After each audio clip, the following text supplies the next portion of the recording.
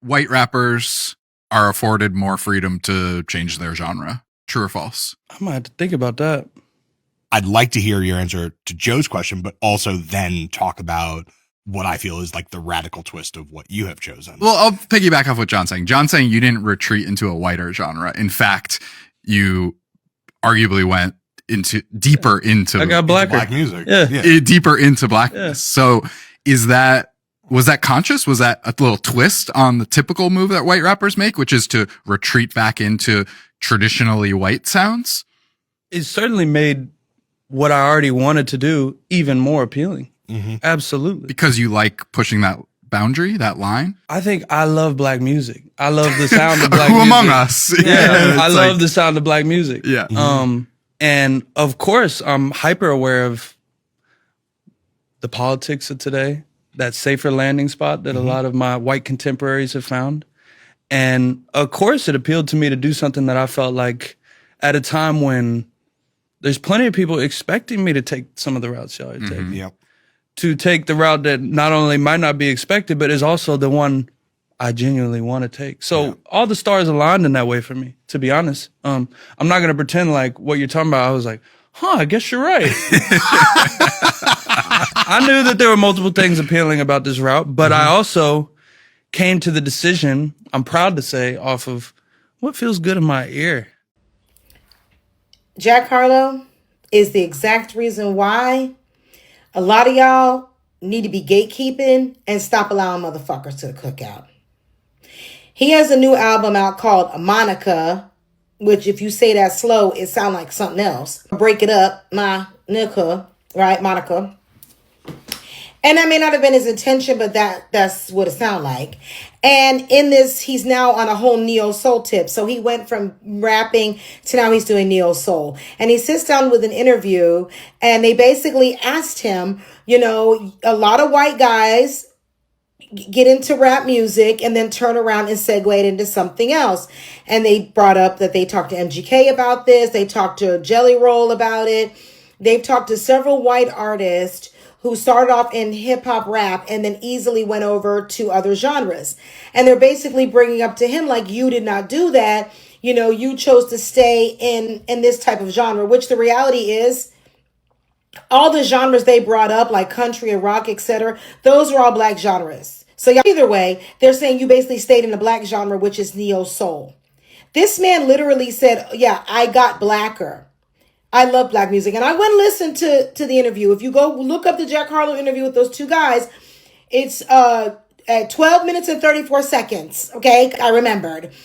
This dude, they start talking about this. And he said, I got blacker. This is exactly why he's a problem. And you got black people over here, I listened to the album, it's good. He can't get blacker because he's not black. And I know what's going to happen is because there's a lot of backlash about that statement. He going to come up with before the weekend's over or by Monday an apology that wasn't what he meant and that he respects the music and yada, yada, yada.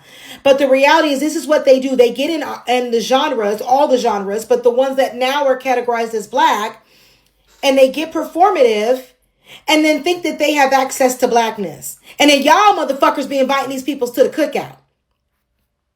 He's so in his I think I'm a neo-soul artist that this is the album cover for Monica. Why are you wearing a beanie hat like this? Why are you dressed like if we just popped Music Soul Child's face on here, it would fit? He is a fucking culture vulture. That's the bottom line. And a lot of y'all inviting people to the cookouts.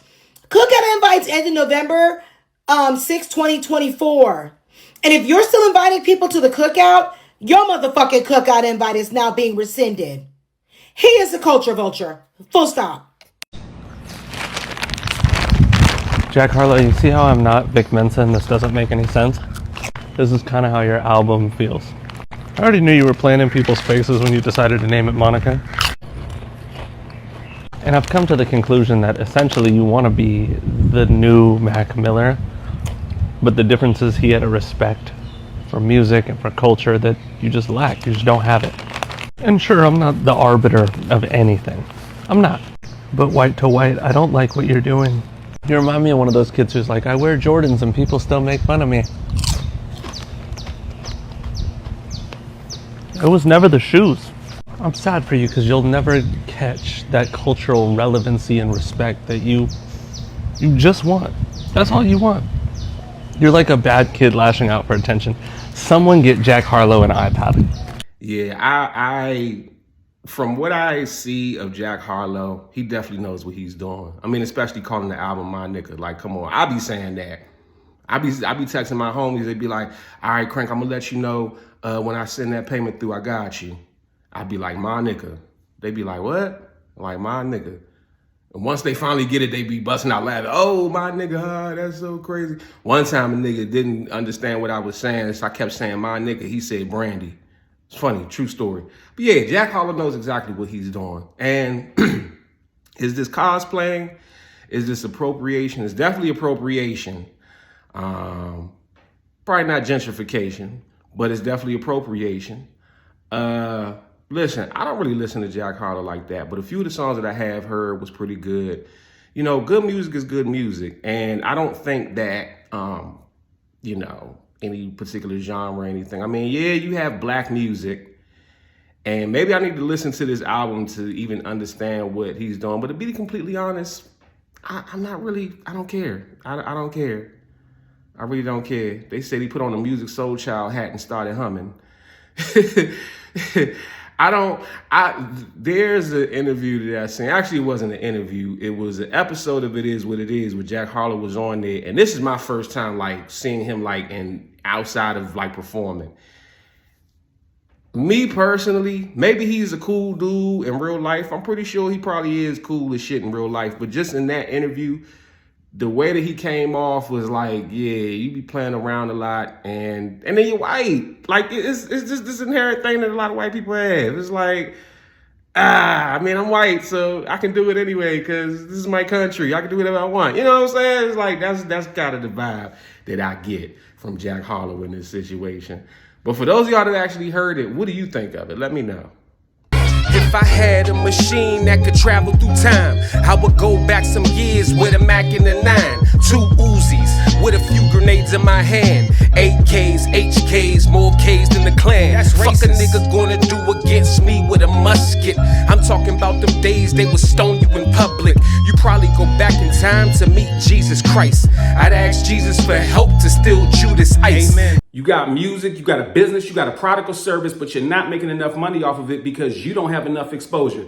DM or email me right now to get promoted on my platforms. I have 850,000 subscribers on YouTube. I have 460,000 followers on Instagram. I have the following that you want to get seen in front of. I was able to increase the sales of this Amazon book off of a YouTube sponsorship with just 30,000 views. And I was able to give this artist 15,000 views with the Instagram repost in less than 24 hours. So DM or email me at bookingcranklucas@gmail.com right now to get more exposure and more money for your business.